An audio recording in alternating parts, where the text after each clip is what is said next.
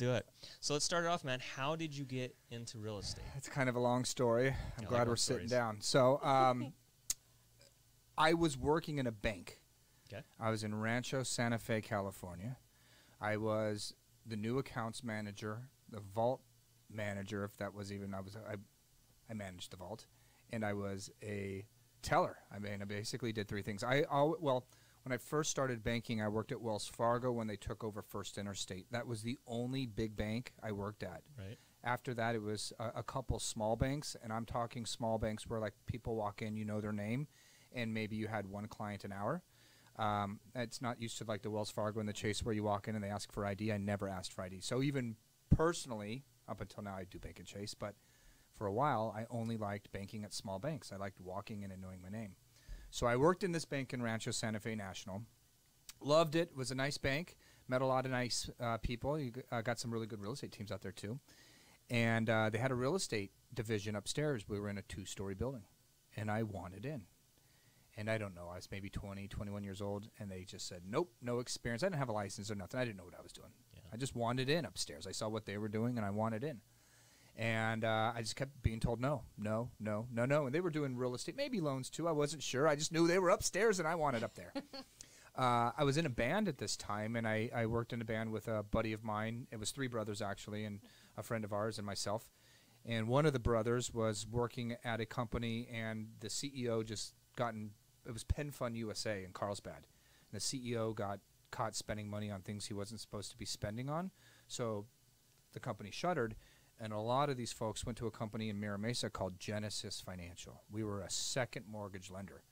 So here I am trying to get into the real estate, and they're telling me no. So Don Verdugo, my buddy, calls me up and says, hey, man, we're hiring down here. And I left the banking world and went down to Genesis Financial, only to sell second mortgages. We were a direct lender. I was stuck on penny leads. Those were the leads that people come in and check their credit report. You can buy those.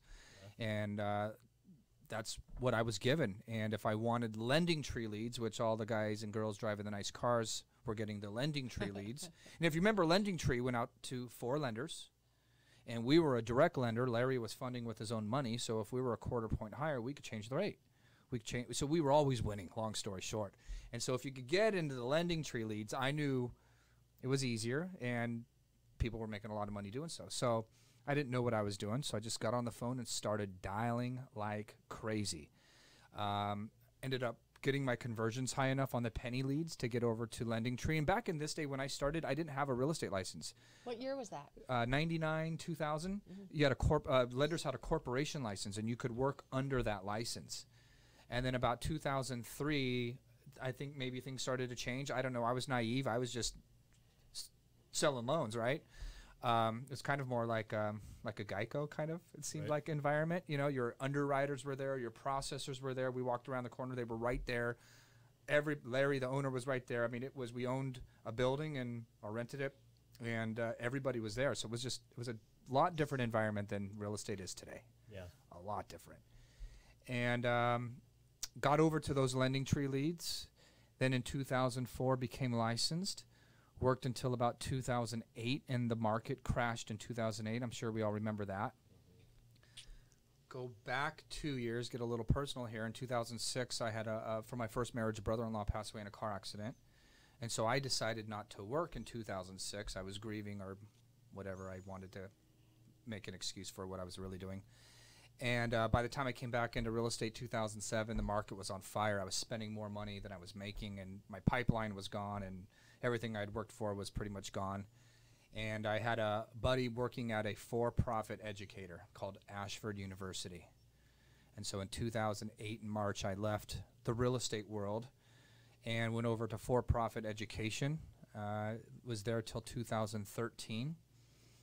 Then didn't know what I was going to do because they had let me go because the Department of Education in 2011 in July made our matrix. See, commission in education was always illegal. You're messing with Title IV funding. Oh. The opportunity to fraud Title IV and pay. Listen, if you're making commission on enrolling students, we can all agree it's going to be a little bit more aggressive enrolling, especially if you know you can make a commission. And so the Department of Ed made commission illegal. But University of Phoenix, the pioneer in online schools, I'll call them, found a loophole.